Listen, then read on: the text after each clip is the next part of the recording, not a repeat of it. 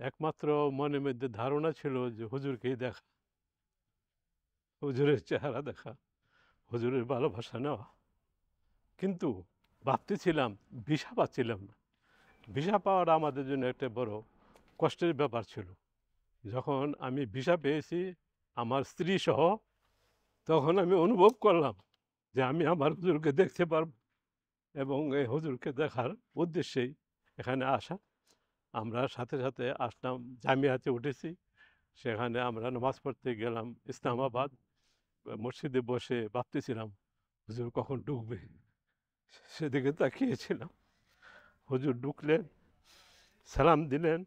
আমি মনে মনে সালাম দিলাম যে হুজুরের ভালোবাসা যেন আধ্যাত্মিক এক চাঁদ পৃথিবীতে নেমে আসছে।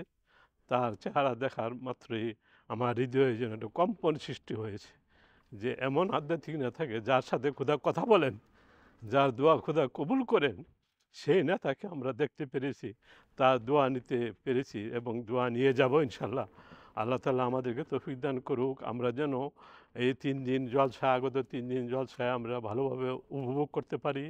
আমরা যেন সবাই সুন্দরভাবে সেখানে থাকতে পারি এবং হুজুরের বক্তব্য, আরও অন্যান্য বিজ্ঞদের বক্তব্য যেন আমরা শুনতে পারি, শুনে যেন আধ্যাত্মিক খোরাক নিয়ে যেতে পারি, সেই আশা আমরা এখন বুক ধরে আসি। আল্লাহ তাআলা আমাদেরকে তৌফিক দান করুক, আমাদের দিনগুলি সুন্দরভাবে কাটুক, আমাদের আসা যাওয়া রাস্তা যেন খোদা তাআলা বরকতময় করেন, আমাদের জার্নি যেন খোদা কবুল করেন, সে আশা করছি। আল্লাহ তাআলা আমাদেরকে তৌফিক দান করুক। এবং আমি দোয়া চাচ্ছি মনে মনে, হুজুরের পিছনে যখন নামাজ পড়ি, পিছনে যখন নামাজ পড়ি, তখন যারা আমার ভাইয়েরা আমার কাছে দোয়া চেয়েছেন, তাদের নামে নামে আমি হুজুরের পিছনে নামাজ পড়ে পড়ে দোয়া চেয়েছি। আল্লাহ তাআলা আমার দোয়া কবুল করুক, আমরা যেন আধ্যাত্মিক কিছু খাদ্য খাবার নিয়ে যেতে পারি।